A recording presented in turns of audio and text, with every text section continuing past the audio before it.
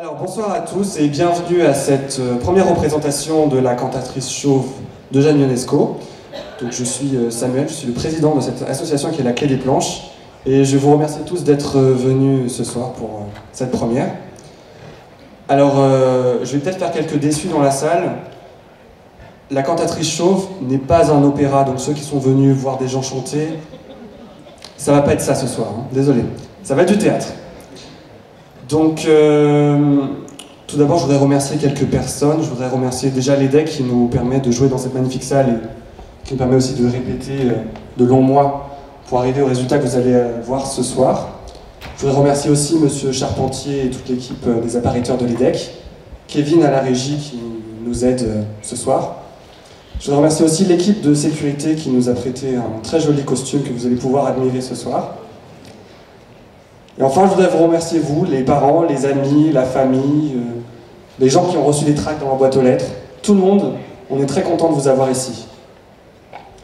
Avant de laisser mes acteurs parler, je voudrais juste vous raconter une petite anecdote. Au début de l'année, on fait un grand forum des associations à l'EDEC. Et donc, toutes les associations se présentent, et puis c'est pour après pouvoir recruter des nouveaux membres. Et moi, j'ai eu la très bonne surprise des deux premières personnes qui sont venues voir à mon stand, à la Clé des Planches. Regardez la vidéo du spectacle qu'on a fait l'année dernière. Elles ont dit « Ah, mais vous faites de la magie ?» Alors je me suis dit « C'est super, le recrutement commence très très bien cette année, on va avoir une équipe d'enfer. » Et effectivement, on a une équipe d'enfer cette année, et ils sont fantastiques, et la relève est assurée pour l'année prochaine. Je vous souhaite à tous un très bon spectacle, et bonne soirée à vous.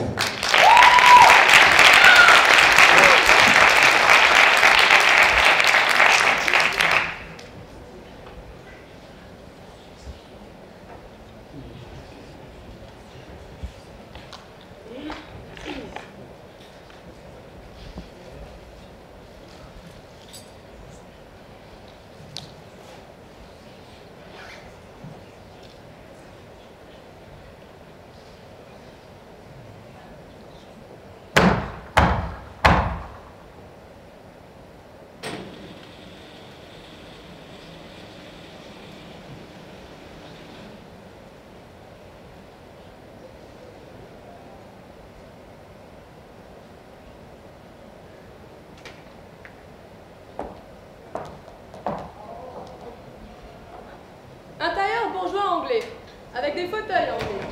Soirée anglaise.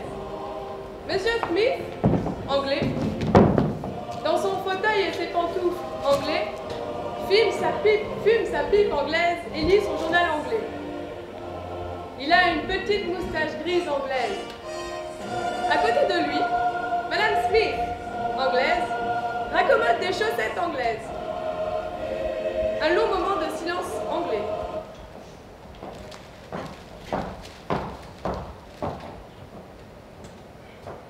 La pendule anglaise frappe 17 coups anglais.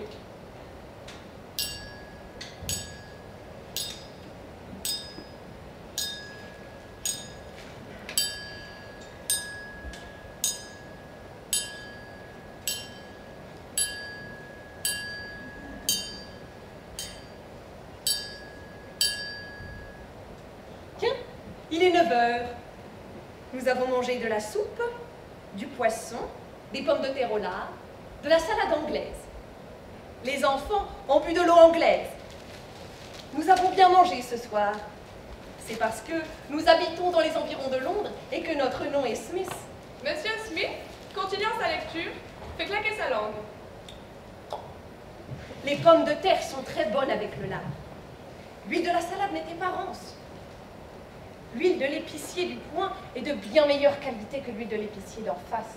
Elle-même bien meilleure que l'huile de l'épicier du bas de la côte.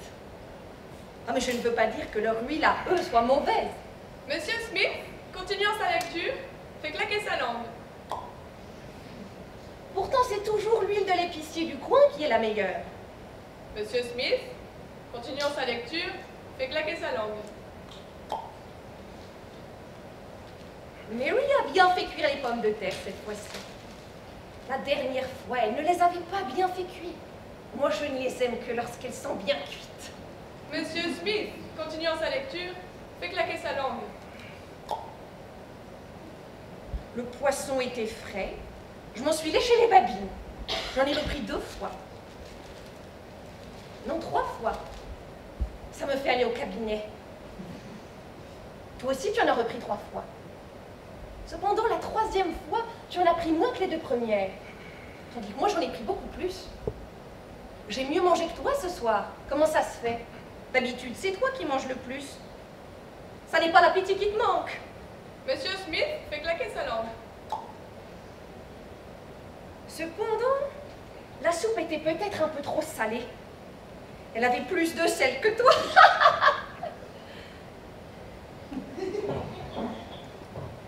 Elle avait aussi trop de poireaux et pas assez d'oignons. Je regrette de ne pas avoir demandé à Mary d'y ajouter un peu d'anis étoilé. La prochaine fois, je saurai m'y prendre. Monsieur Smith, continuant sa lecture, fait claquer sa langue. Notre petit garçon aurait bien voulu boire de la bière anglaise. Il aimera s'en mettre plein la lampe. Il te ressemble. Tu as vu à table comme il visait la bouteille. Mais moi, j'ai versé dans son verre de l'eau de la carafe. Il avait soif, il l'a bu. Hélène me ressemble. Elle est bonne ménagère, économe, joue du piano. Elle ne demande jamais à boire de la bière anglaise. C'est comme notre petite fille, qui ne boit que du lait et ne mange que de la bouillie. Ça se voit qu'elle n'a que 2 ans. Elle s'appelle Peggy. La tarte au coin et aux haricots a été formidable.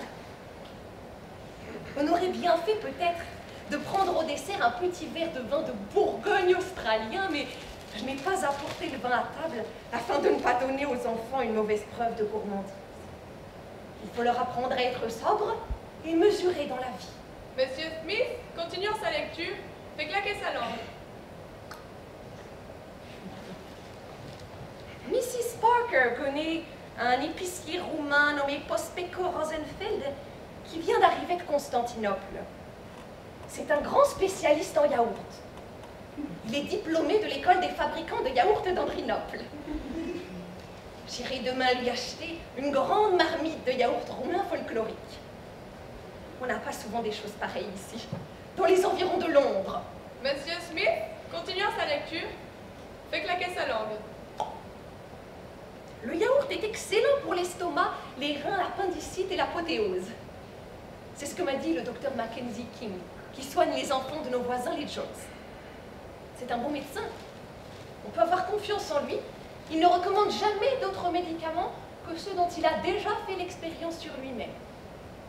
Ainsi, lorsqu'il a fait opérer Parker, c'est lui d'abord qui s'est fait opérer du foie, sans en être aucunement malade. Mais alors comment se fait-il que le docteur s'en soit tiré et que Parker en soit mort? Eh bien, parce que l'opération a réussi chez le docteur, mais n'a pas réussi chez Parker. Alors Mackenzie n'est pas un bon docteur. L'opération aurait dû réussir chez tous les 2, ou alors tous les 2 auraient dû succomber. Pourquoi? Un médecin consciencieux doit mourir avec le malade s'ils ne peuvent pas guérir ensemble. Le commandant d'un bateau périt avec le bateau, dans les vagues. Il ne lui survit pas. On ne peut pas comparer un malade à un bateau. Pourquoi pas? Le bateau a aussi ses maladies. D'ailleurs, ton docteur est aussi sain qu'un vaisseau.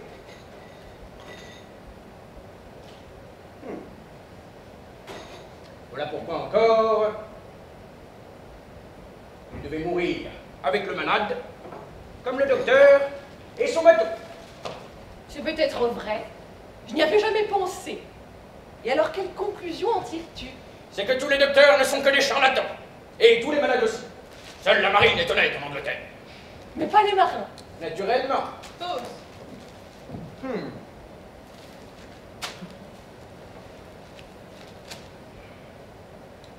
Il y a une chose que je ne comprends pas.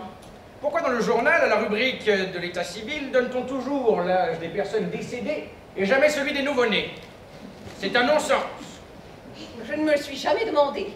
Un autre moment de silence. La pendule sonne 7 fois.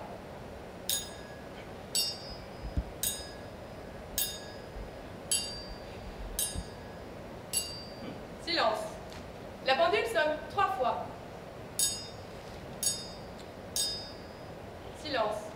La pendule ne sonne aucune fois.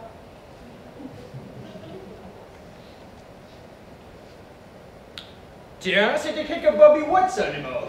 Oh mon Dieu, le pauvre. Et quand est-ce qu'il est mort? Mais pourquoi prends-tu cet air étonné? Tu savais bien.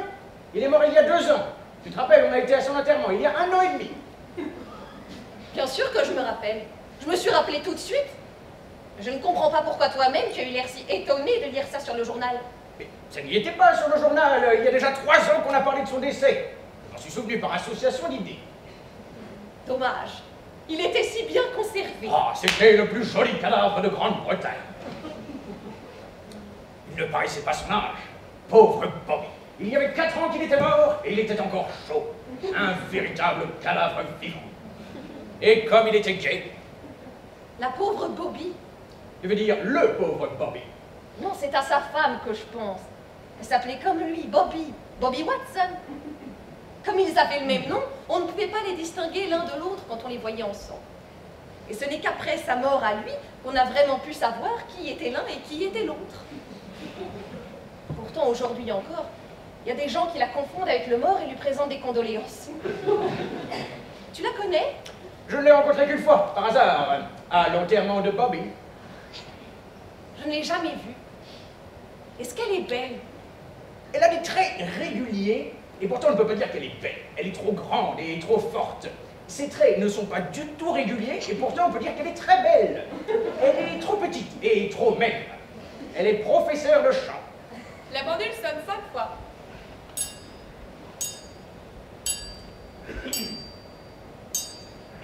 Un long temps. Et quand pensent-ils se marier tous les deux? Le printemps prochain au plus tard.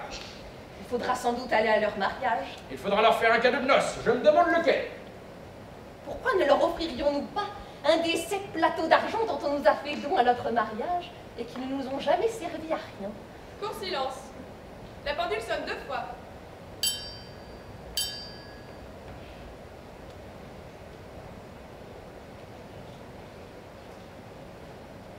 C'est triste pour elle d'être demeurée veuve si jeune. Heureusement qu'ils n'ont pas eu d'enfants.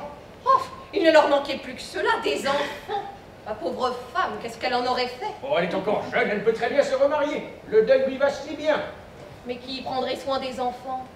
Tu sais bien qu'ils ont un garçon et une fille. Comment s'appellent-ils déjà? Bobby et Bobby, comme leurs parents.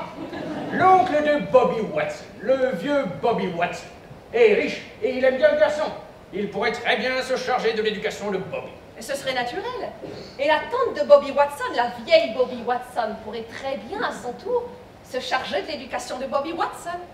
Comme ça, la maman de Bobby Watson, Bobby, pourrait se remarier. Elle a quelqu'un en vue? Oui, un cousin de Bobby Watson. Qui? Bobby Watson? Et de quel Bobby Watson veux-tu parler?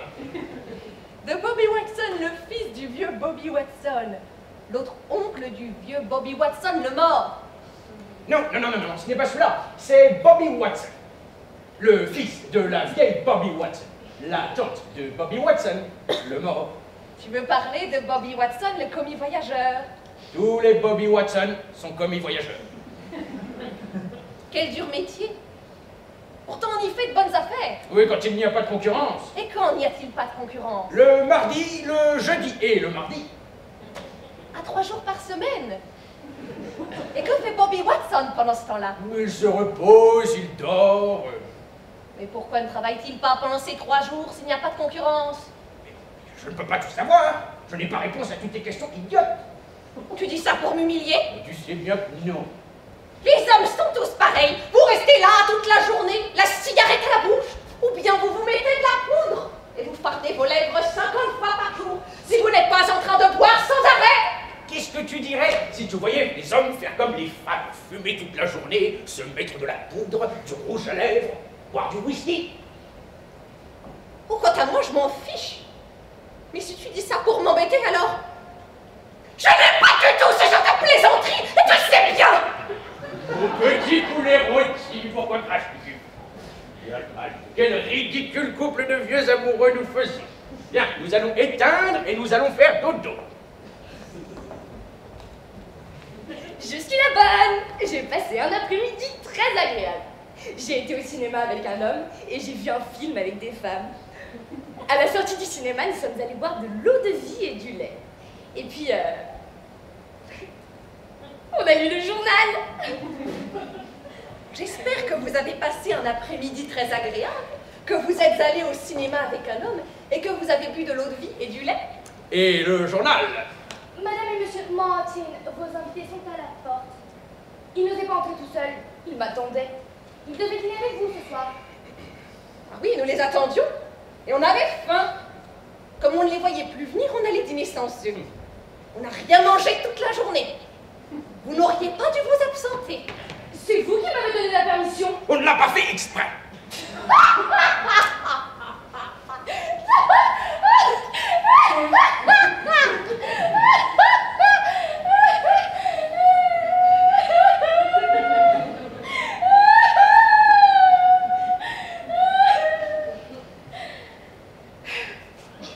Je me suis acheté un pot de chambre. Ma chère Mary, veuillez ouvrir la porte et faites entrer monsieur et madame Martin, s'il vous plaît. Nous allons vite nous habiller. Monsieur et madame Smith sortent à droite. Marie ouvre la porte à gauche, par laquelle entrent monsieur et madame Martin.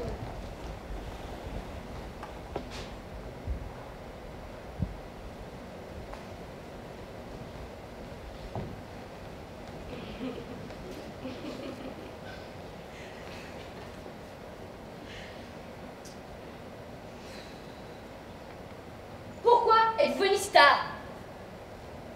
Vous n'êtes pas poli. Il faut venir à l'heure. Compris?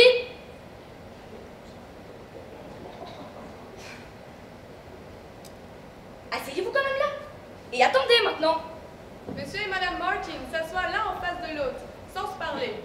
Ils se sourient avec timidité.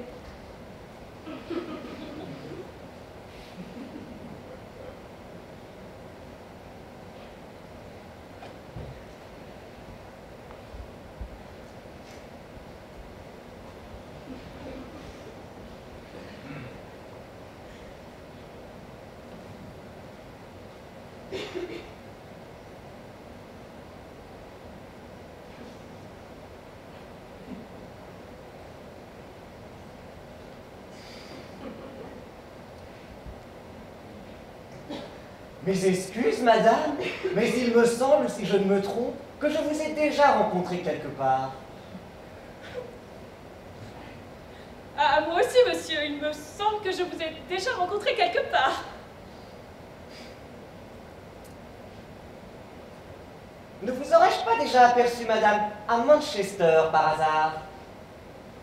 C'est très possible. Moi, je suis originaire de la ville de Manchester. Mais je ne me souviens pas très bien, monsieur. Je ne pourrais pas dire si je vous y ai aperçu ou non. Mon Dieu, et comme c'est curieux, moi aussi, je suis originaire de la ville de Manchester, madame. Comme c'est curieux. Comme c'est curieux.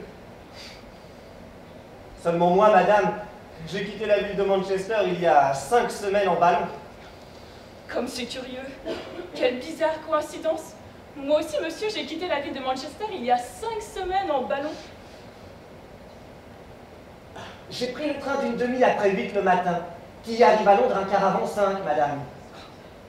Comme c'est curieux. Comme c'est bizarre. Et quelle coïncidence. J'ai pris le même train, monsieur, moi aussi. Mon Dieu, comme c'est curieux. Peut-être bien alors, madame, que je vous ai vu dans le train. C'est bien possible. Ce n'est pas exclu. C'est plausible et après tout, pourquoi pas? Mais je n'en ai aucun souvenir, monsieur. Je voyageais en 2e classe, madame. Il n'y a pas de 2e classe en Angleterre, mais je voyage quand même en 2e classe. Comme c'est curieux. Moi aussi, je voyage en 2e classe, monsieur. Comme c'est curieux. Nous nous sommes peut-être bien rencontrés en 2e classe, chère madame. La chose est bien possible, et ce n'est pas du tout exclu. Mais je ne m'en souviens pas très bien, cher monsieur. J'avais la place dans le wagon numéro 8, 6e compartiment, madame. Comme c'est curieux. Moi aussi, j'étais dans le wagon numéro 8, 6e compartiment, monsieur. Comme c'est curieux. Et quelle coïncidence bizarre. Peut-être nous sommes-nous rencontrés dans le 6e compartiment, chère madame. Comme c'est curieux. C'est bien possible, après tout. Mais je ne m'en souviens pas, monsieur. À vrai dire, chère madame, moi non plus, je ne m'en souviens pas. Mais il est possible que nous nous soyons aperçus là. Et si j'y pense bien, la chose me semble même très possible. Vraiment? Bien sûr, vraiment, monsieur. Comme c'est curieux. J'avais la place numéro 3, près de la fenêtre, madame. Oh mon Dieu, comme c'est curieux et comme c'est bizarre. J'avais la place numéro 6, près de la fenêtre, en face de vous, cher monsieur. Mon Dieu, comme c'est curieux. Et quelle coïncidence! Nous étions donc vis-à-vis, chère madame. C'est là que nous avons dû nous voir. Comme c'est curieux. C'est bien possible, cher monsieur. Je ne m'en souviens pas. À vrai dire, chère madame, moi non plus je ne m'en souviens pas. Cependant, il est très possible que nous nous soyons vus à ce moment-là. C'est vrai, mais je n'en suis pas sûre du tout, monsieur. Ce n'était pas vous, chère madame, la dame qui m'avait prié de mettre sa valise dans le filet et qui ensuite m'a remercié et m'a permis de fumer. Mais si, ça devait être moi, monsieur. Comme c'est curieux, comme c'est curieux, et quelle coïncidence! Comme c'est curieux, comme c'est bizarre et quelle coïncidence! Oh, eh bien alors nous nous sommes peut-être connus à ce moment-là, madame. Comme c'est curieux, c'est bien possible, cher monsieur. Cependant, je ne crois pas m'en souvenir. Moi non plus, madame. Un moment de silence. La pendule sonne. 2. 1. Depuis que je suis arrivé à Londres, j'habite rue Bromfield, chère madame. Comme c'est curieux et comme c'est bizarre, moi aussi, depuis mon arrivée à Londres, j'habite rue Bromfield, cher monsieur. Comme c'est curieux. Mais alors, nous nous sommes peut-être rencontrés rue Bromfield, chère madame. Comme c'est curieux, comme c'est bizarre, c'est bien possible, cher monsieur. Mais je ne m'en souviens pas. Je demeure au numéro 19, chère madame. Oh, comme c'est curieux. Moi aussi, j'habite au numéro 19, cher monsieur. Mais alors, nous nous sommes peut-être vus dans cette maison, chère madame. Comme c'est curieux. C'est bien possible, cher monsieur. Mais je ne m'en souviens pas. Mon appartement est au 5e étage. C'est le numéro 8, chère madame. Oh mon Dieu, comme c'est curieux et comme c'est bizarre. Et quelle coïncidence! Moi aussi, j'habite au 5e étage, dans l'appartement numéro 8, cher monsieur. Mais comme c'est curieux. Comme c'est curieux. Comme c'est curieux. Et quelle coïncidence! Vous savez, dans ma chambre à coucher, j'ai un lit. Mon lit est couvert d'un édredon vert. Cette chambre avec ce lit et son édredon vert se trouve au fond du corridor, entre les Waters et la bibliothèque, chère madame. Quelle coïncidence! Oh mon Dieu, quelle coïncidence! Ma chambre à coucher a, elle aussi, un lit avec un édredon vert et se trouve au fond du corridor, entre les Waters, cher monsieur, et la bibliothèque. Mais comme c'est curieux! Comme c'est curieux, comme c'est curieux, et quelle coïncidence! Oh. Alors, madame, nous habitons dans la même chambre et nous dormons dans le même lit. Mais c'est peut-être là que nous nous sommes rencontrés! Comme c'est curieux, comme c'est bizarre, c'est bien possible que nous nous y soyons rencontrés. Et peut-être même la nuit dernière. Mais je ne m'en souviens pas, cher monsieur. Oh, j'ai une petite fille. Ma petite fille, elle habite avec moi, chère madame. Elle a 2 ans, elle est blonde, elle a un œil blanc et un œil rouge. Elle est très jolie. Elle s'appelle Alice, chère madame. Quelle bizarre coïncidence! Moi aussi j'ai une petite fille. Elle a 2 ans, un œil blanc et un œil rouge. Elle est très jolie et elle s'appelle aussi Alice, cher monsieur. Oh, mais comme c'est curieux. Et quelle coïncidence. Et bizarre. C'est peut-être la même, chère madame. Comme c'est curieux, c'est bien possible, cher monsieur. Un long moment de silence. La pendule sonne 29 fois.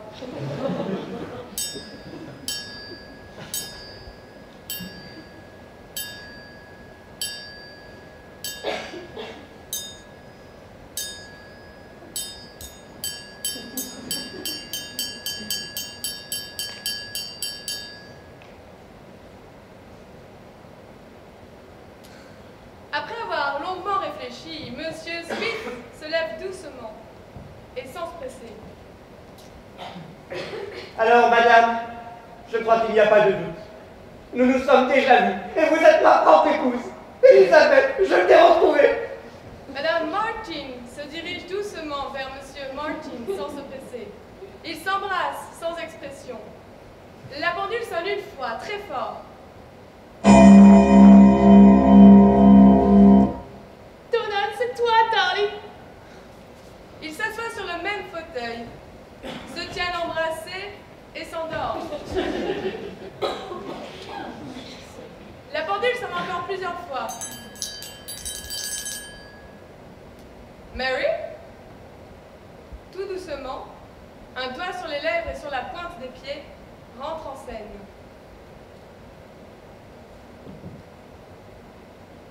Elisabeth et Donald sont maintenant trop heureux pour pouvoir m'entendre.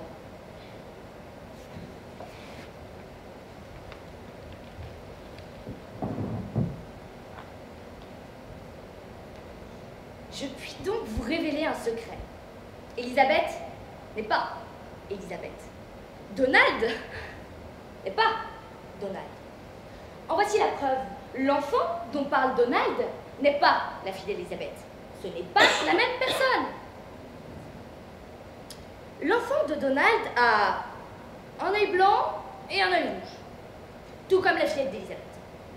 Mais tandis que l'enfant de Donald a l'œil blanc à droite et l'œil rouge à gauche, l'enfant d'Elisabeth, lui, a l'œil rouge à droite et le blanc à gauche. Ainsi, tout le système d'argumentation de Donald s'écroule en se heurtant à ce dernier obstacle qui anéantit toute sa théorie. Malgré les coïncidences extraordinaires qui semblent être des preuves définitives, Donald et Elisabeth n'étant pas les parents du même enfant, ne sont pas Donald et Elisabeth. Il a beau croire qu'il est Donald, elle a beau se croire Elisabeth. Il a beau croire qu'elle est Elisabeth, elle a beau croire qu'il est Donald. Il se trompe amèrement. Mais qui est le véritable Donald? Quelle est la véritable Elisabeth? Qui donc a intérêt à faire durer cette confusion?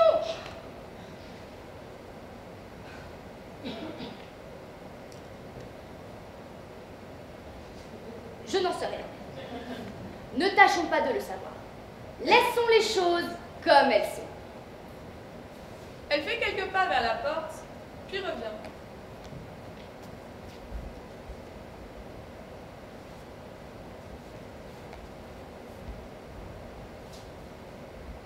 Mon vrai nom est Sherlock Holmes.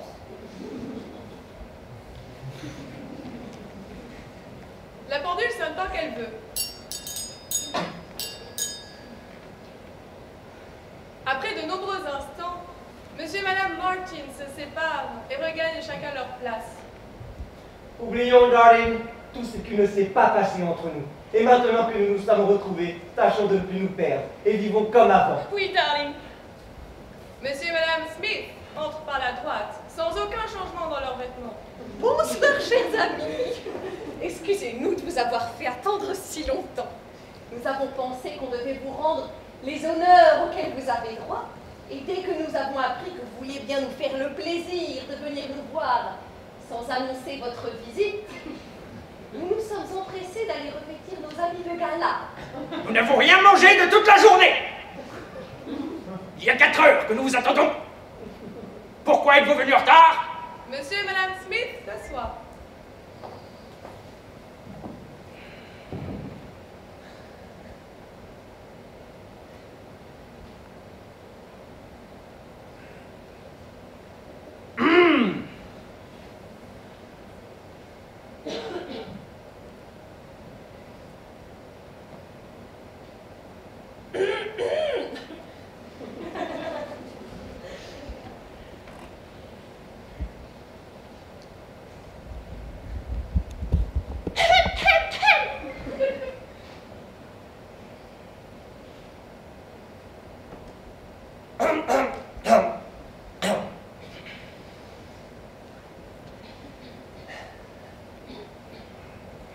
Oh, décidément.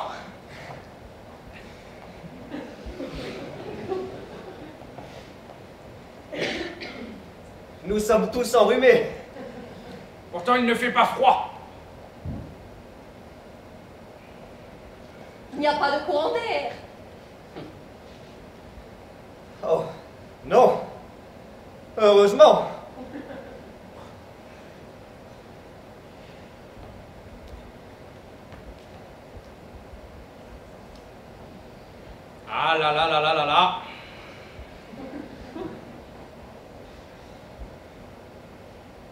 Vous avez du chagrin? Non, il s'emmerde. Oh, monsieur, à votre âge, vous ne devriez pas. Le cœur n'a pas d'âge.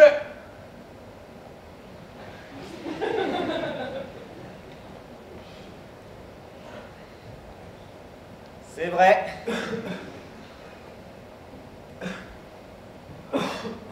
On le dit. On dit aussi le contraire.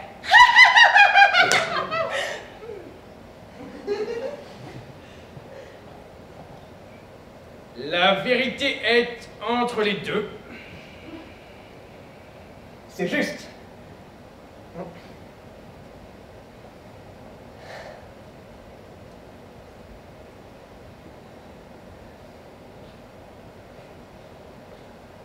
Vous qui voyagez beaucoup, vous devriez pourtant avoir des choses intéressantes à nous raconter.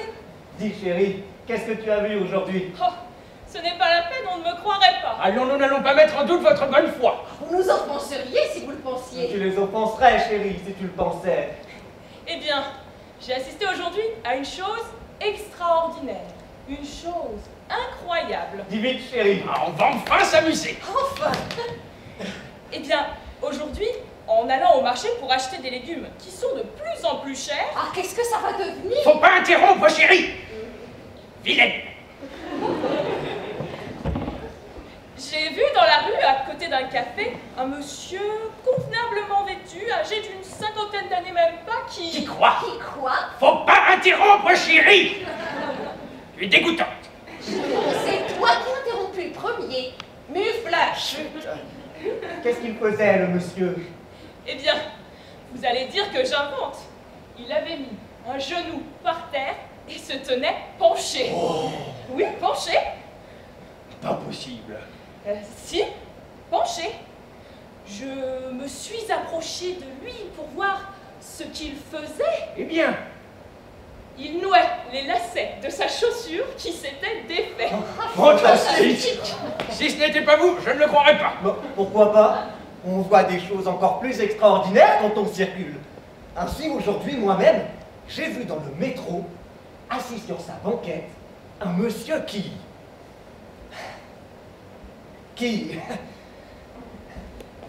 lisait tranquillement son journal. Oh, C'est original. c'était sans doute le même. On entend sonner à la porte d'entrée. Tiens, on sonne. Il doit y avoir quelqu'un. Je vais voir. Elle va voir. Elle ouvre et revient. Personne. Elle se rassoit. Je vais vous donner un autre exemple. Sonnette. Tiens, on sonne. Ça doit être quelqu'un. Je vais voir. Elle va voir. Elle ouvre et revient. Personne. Elle revient à sa place. Tu disais que tu allais donner un autre exemple. Ah, oui. Sonnette. Tiens, on sonne. Je ne vais plus ouvrir. Oui, mais il doit y avoir quelqu'un.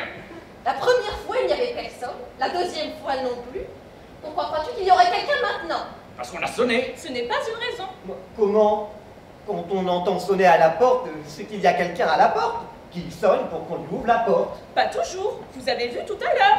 Mais la plupart du temps, si. Moi, quand je vais chez les gens, je sonne pour entrer. Il me semble que tout le monde fait pareil. Donc, quand on entend sonner quelqu'un à la porte, c'est qu'il y a quelqu'un. Cela est vrai en théorie, mais dans la réalité, les choses se passent autrement. Tu as bien vu tout à l'heure. Votre femme a raison. Oh, vous les femmes, vous vous défendez toujours l'une l'autre. Eh bien, je vais aller voir. Tu ne diras pas que je suis entêtée, mais tu verras qu'il n'y a personne. Elle va voir.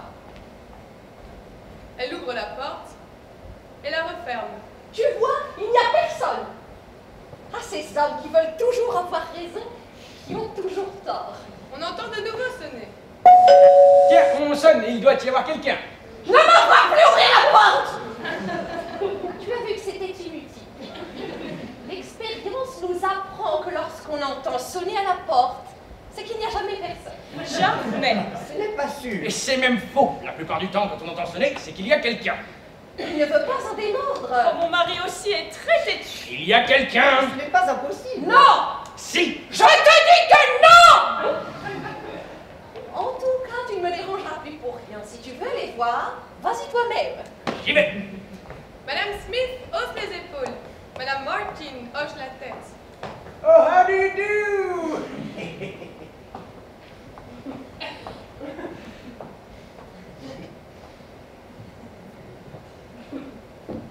C'est le capitaine des pompiers.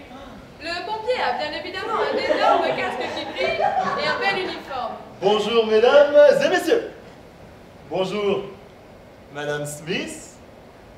Vous avez l'air fâché. Oh, C'est que, voyez-vous, ma femme est un peu humiliée de ne pas avoir eu raison. Il y a eu, monsieur le capitaine des pompiers, une controverse entre madame et monsieur Smith. mais ça ne vous regarde pas?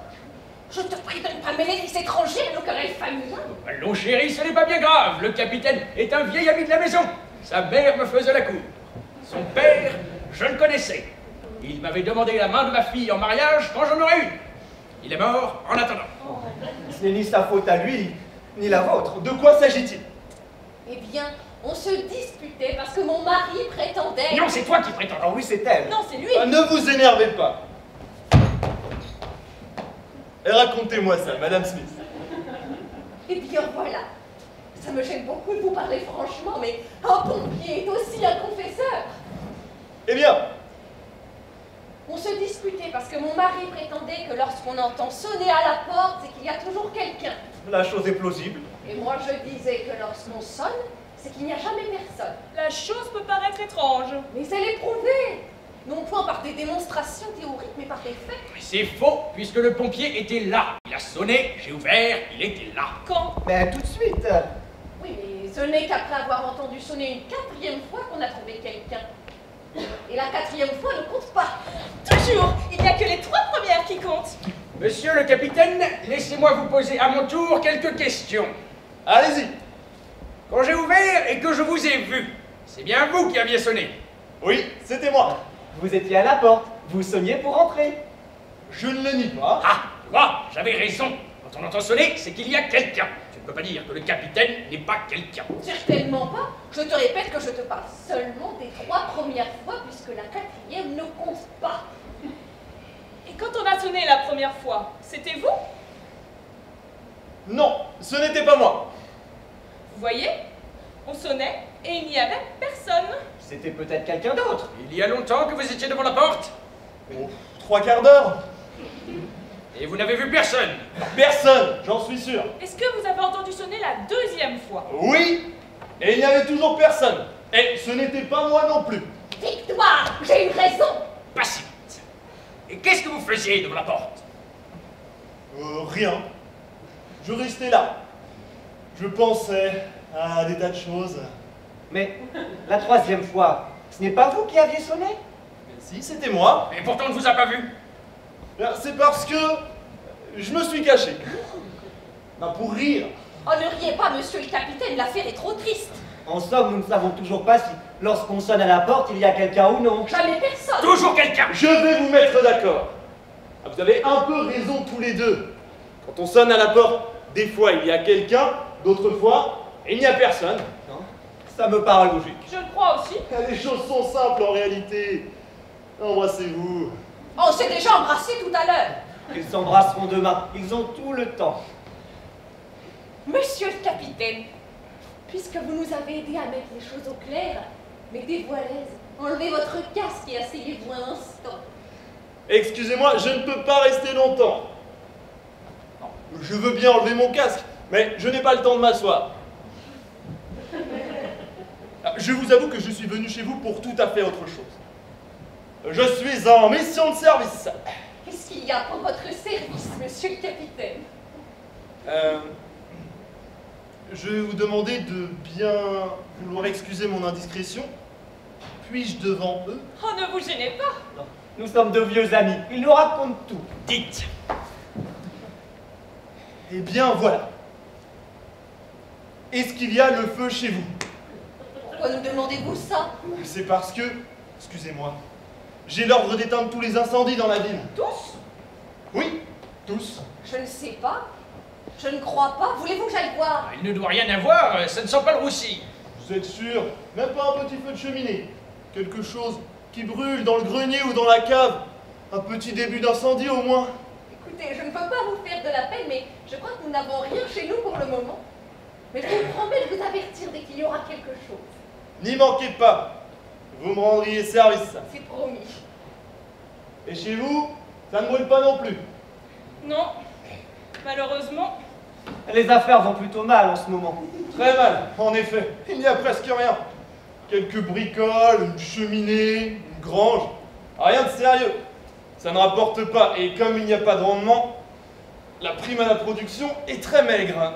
Ah mais rien ne va, c'est partout pareil. Le commerce, l'agriculture, cette année c'est comme pour le feu, ça ne marche pas. Pas de blé, pas de feu. Et pas d'inondation non plus. Mais il y a du sucre. Oui mais c'est parce qu'on le fait venir de l'étranger. Pour les incendies, c'est plus difficile. Trop de taxes. Il y a quand même, bon, c'est assez rare aussi, une asphyxie au gaz ou deux. Ainsi, la semaine dernière, une jeune femme s'est asphyxiée. Elle avait laissé le gaz ouvert. Elle l'avait oublié? Non, mais elle a cru que c'était son peigne. Ces confusions sont toujours dangereuses. Est-ce que vous êtes allé voir chez le marchand d'allumettes? Rien à faire, il est assuré contre l'incendie. Allez donc voir de ma part le vicaire de Wakefield. Mais je ne peux pas éteindre le feu chez les prêtres. L'évêque se fâcherait. Ils éteignent les feux entre eux ou bien ils le font faire par des vestales. Ah, essayez voir chez Durand.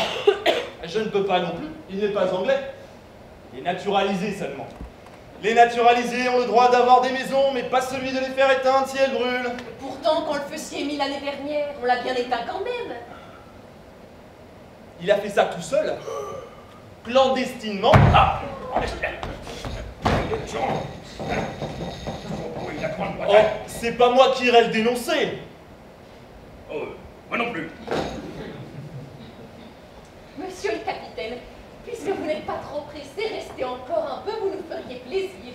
Voulez-vous que je vous raconte des anecdotes? Bien sûr, il est charmant. Oui, je sais C'est que anecdote, bravo. fantastique.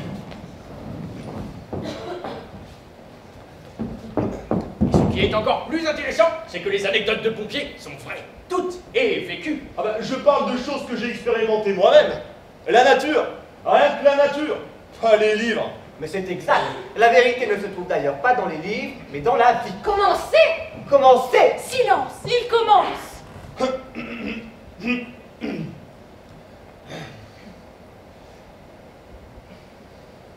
Bah, ne me regardez pas comme ça, vous me gênez.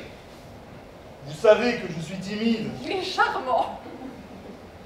Bon, je vais tâcher de commencer quand même. Promettez-moi de ne pas écouter. Mais si on n'écoutait pas, on ne vous entendrait pas. Je n'y avais pas pensé. Je vous l'avais dit, c'est un gosse. Oh, le cher enfant. Il l'embrasse. Courage. Eh bien, voilà. Le chien et le bœuf. Fable expérimentale. Une fois, un autre chien demande à un autre bœuf « Pourquoi n'as-tu pas avalé ta trompe ?» « Pardon, répondit le chien, c'est parce que j'ai cru que j'étais un éléphant. Quelle est la morale? C'est à vous de la trouver. » Il a raison. Une autre! Un veau avait mangé trop de verre pilé. En conséquence, il dut accoucher. Il mit au monde une vache.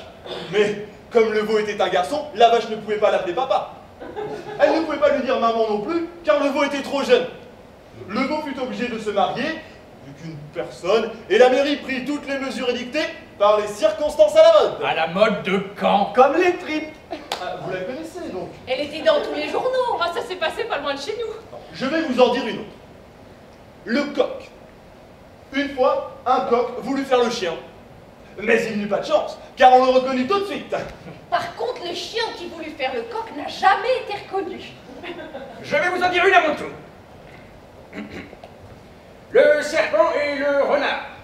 Une fois, un serpent, s'approchant d'un renard, lui dit « Il me semble que je vous connais. » Le renard lui répondit « Moi aussi. » Alors, dit le serpent, « Donnez-moi de l'argent. » Un renard ne donne pas d'argent, répondit le rusé animal qui, pour s'échapper, sauta dans une vallée profonde, pleine de fraisiers et de miel de poule.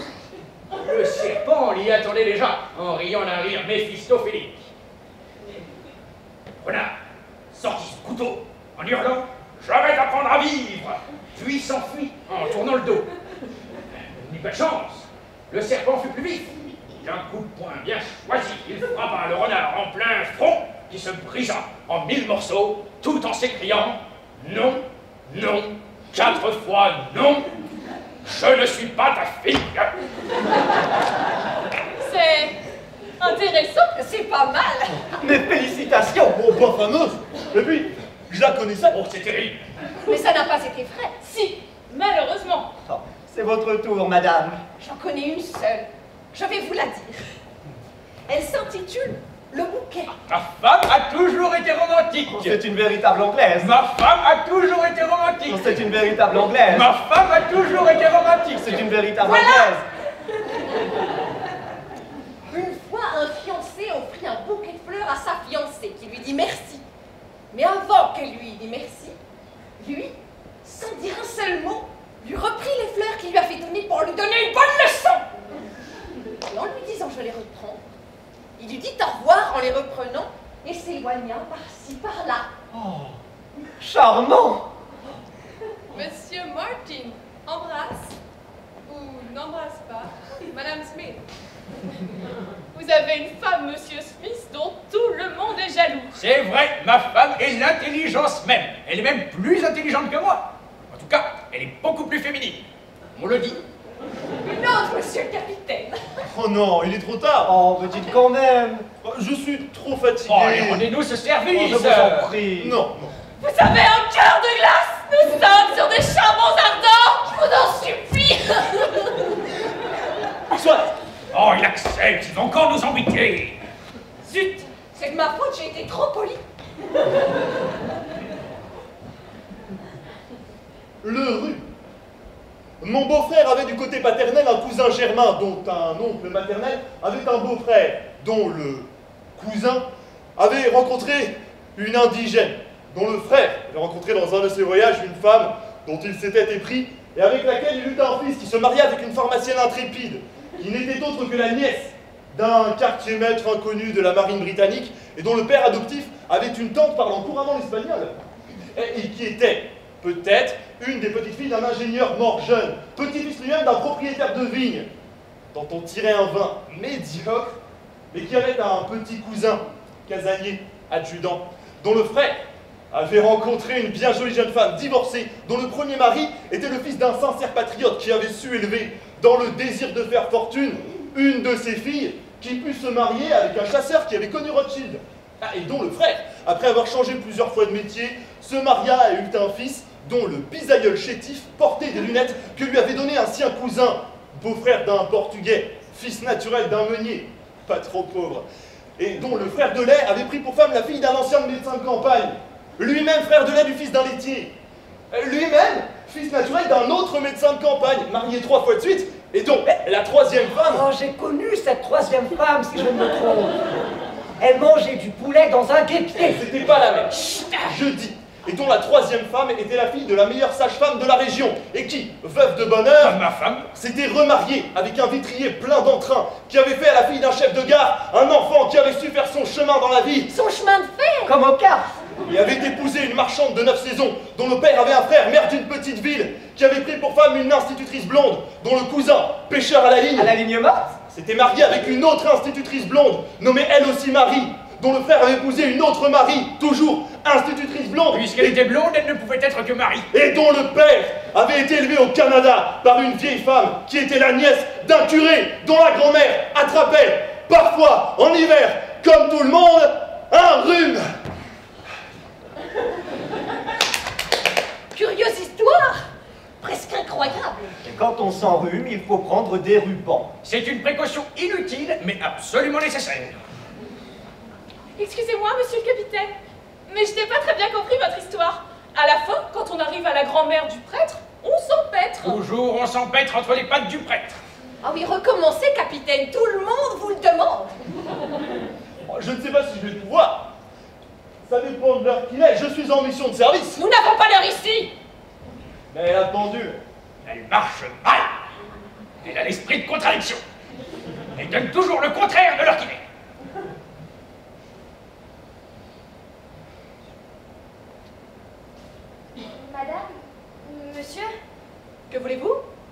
comptez-vous faire ici? Que madame et monsieur m'excusent, et ces dames et messieurs aussi. Je voudrais, à mon tour, vous dire une anecdote. Qu'est-ce qu'elle dit? Je crois que la bonne de nos amies devient folle. Elle veut dire elle aussi une anecdote. Pour qui se prend-elle? Mais de quoi vous mêlez-vous? Vous êtes vraiment déplacée, Mary. Oh, pas possible, c'est elle. Et vous? Pas possible. Ici. Qu'est-ce que ça veut dire tout Vous êtes ça? amis? Et comment donc? Heureuse de vous revoir. Enfin. C'est trop fort. Ici, chez nous, dans les environs de Londres. Ce n'est pas convenable. C'est elle qui a éteint mes premiers feux. Je suis son petit jet d'eau.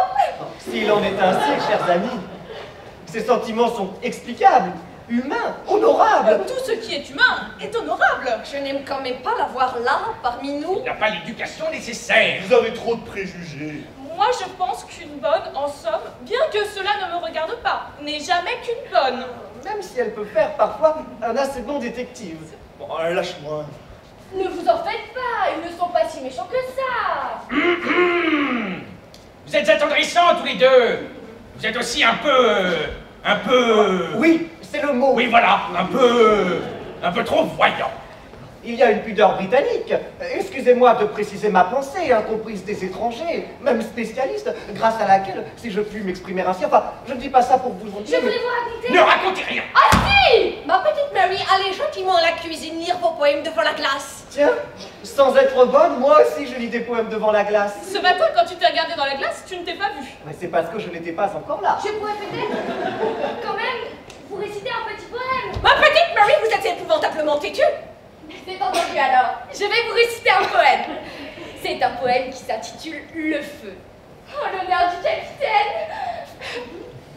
Le feu. Les polycandres brillaient dans le bois. Une pierre prit feu. Le château prit feu. La forêt prit feu. Les hommes prirent feu. Les femmes prirent feu. Les oiseaux prirent feu. Les poissons prirent feu. L'eau prit feu. La cendre prit feu. La fumée prit feu. Le feu prit feu. Tout prit feu. Prit feu. Prit feu.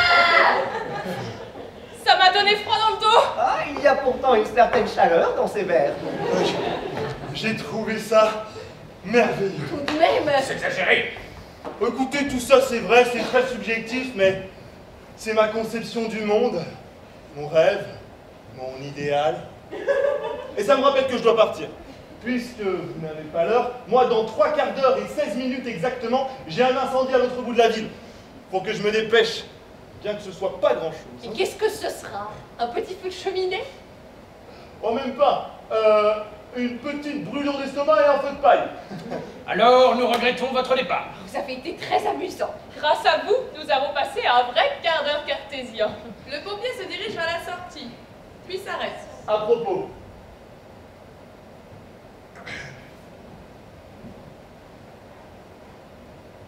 Et la cantatrice chauve. Silence général. Gêne.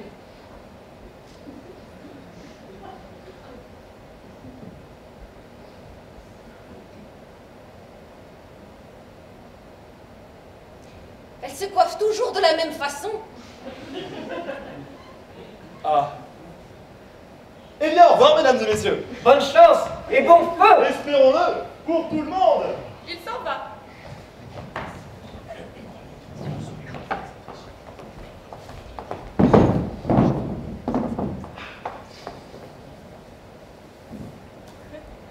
Je peux acheter un couteau de poche pour mon frère, mais vous ne pouvez acheter l'Irlande pour votre grand-père. On marche avec les pieds, mais on se réchauffe à l'électricité ou au charbon. Celui qui aujourd'hui achète un bœuf, demain aura un œuf.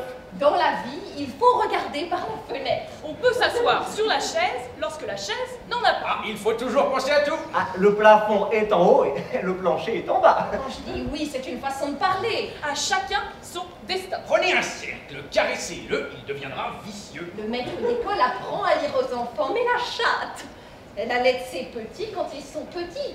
Cependant que la vache nous donne ses queues, Quand je suis à la campagne, j'aime le calme et la solitude. Vous n'êtes pas encore assez vieux pour cela. Ah, Benjamin Franklin avait raison. Vous êtes beaucoup moins tranquille que lui. Oh, quels sont les 7 jours de la semaine? Monday, Tuesday, Wednesday, Thursday, Friday, Saturday, Sunday. Edward is a clerk. His sister Nancy is a typist, and his brother William a shop assistant. Oh, quelle drôle de famille! J'aime mieux un oiseau dans un champ qu'une chaussette dans une brouette. Ah, plutôt un filet dans un chalet que du lait dans un palais. La maison d'un Anglais et son vrai palais.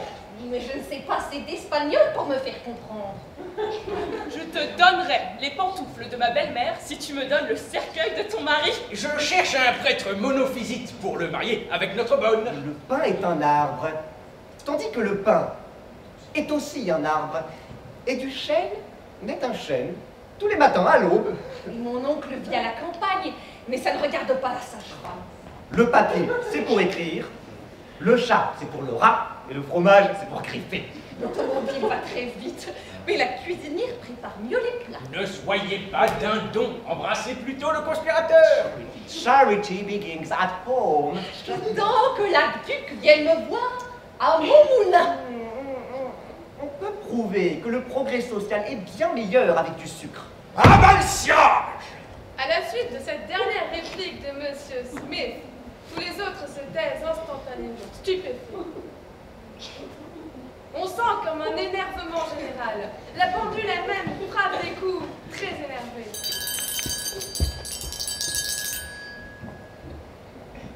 On ne fait pas briller ses lunettes avec du cirage noir. Oui, mais avec de l'argent, on peut acheter tout ce qu'on veut. Ah, j'aime mieux tuer un lapin que de chanter dans le jardin.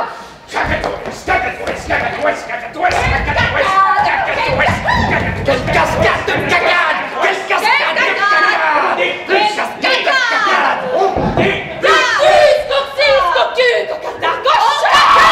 Tu nous encadres! J'aime mieux prendre un œuf que de voler un bœuf! Calmons! Laissez-moi passer là! Je m'en vais vivre dans ma cagna, dans mes cacaoyers! Des cacaoyers, c'est pas des cacahuètes, c'est du cacao, les Les cacahuètes. souris ont des sourcils, mais les sourcils n'ont pas de souris! Touche pas à ma bouche. Oh! Bouge pas la bouche!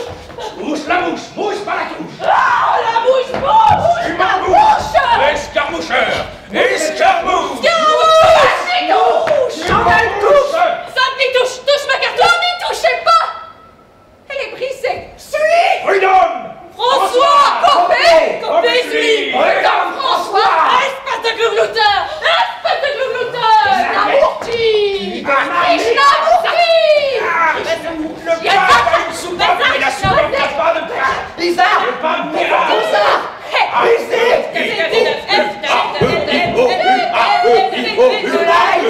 De l'eau! De l'ail à l'eau! Du lait à l'ail!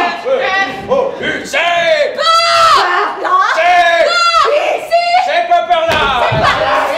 C'est pas par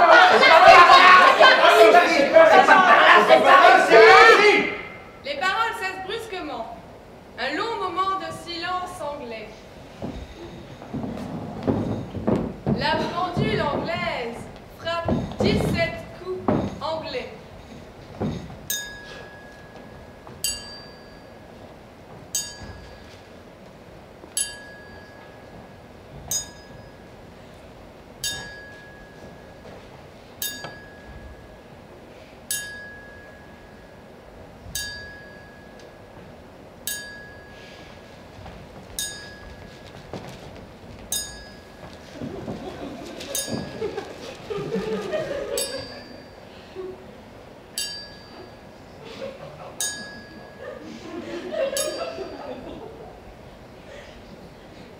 Tiens, il est 9h. Nous avons mangé de la soupe, du poisson, des pommes de terre au lard, de la salade anglaise. Les enfants ont bu de l'eau anglaise. Nous avons bien mangé ce soir. C'est parce que nous habitons dans les environs de Londres et que notre nom est Smith. Monsieur Smith, continuant sa lecture, fait claquer sa langue. Les pommes de terre sont très bonnes avec le lard. L'huile de la salade n'était pas rance. L'huile de l'épicier du coin est de bien meilleure qualité que l'huile de l'épicier d'en face. Elle-même meilleure que l'huile de l'épicier du bagdad. Mais je ne peux pas dire que la huile à l'eau soit mauvaise.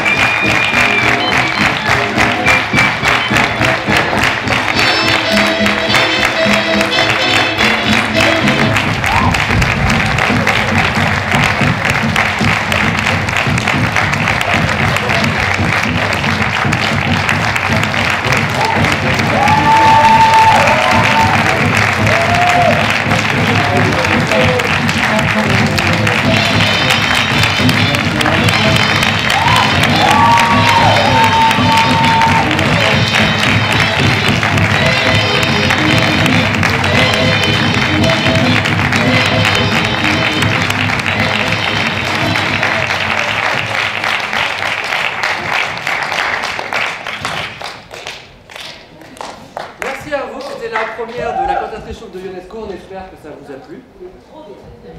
Merci Véronique. Comment? Merci Laura. Et ben donc vous pouvez voir les acteurs à la sortie et merci encore à vous d'être venus ce soir. Mercredi à 17h30, la cantatrice chauve remonte sur scène, donc si ça vous a plu et que vous avez envie de le revoir, et ben on sera là. Merci encore à vous.